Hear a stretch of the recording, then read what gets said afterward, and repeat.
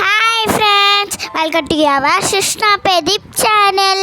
இன்றைக்கி நீங்கள் என்ன பார்க்க போகிறீங்கன்னா, நாங்கள் புது ஸ்டவ் வாங்குகிறோம், அதான் நீங்கள் பார்க்க போகிறீங்க. வாங்க வீடியோக்குள்ளே போகலாம். நாங்கள் பிரீத்தி 3 பர்னர் ஸ்டவ் வாங்கிட்டு வந்திருக்கோம்.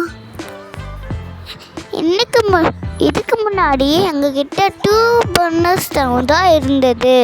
இது ரொம்ப பழசாயிடுச்சு, அதனால புது ஸ்டவ் வாங்கிட்டாங்க. இதோட டாப் கிளாஸால் செஞ்சுருக்காங்க.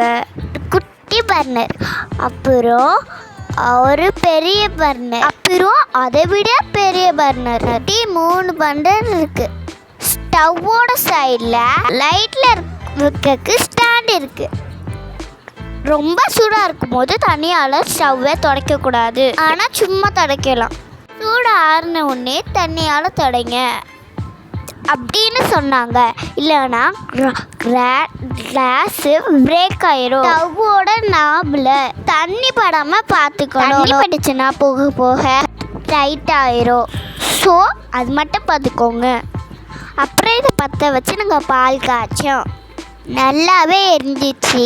எங்களோட பால் சீக்கிரமாகவே கொதிச்சிடுச்சு. பழைய ஸ்டவ் விட இந்த ஸ்டவ்வில் சீக்கிரமாக சமையல் ஆயிடுச்சு.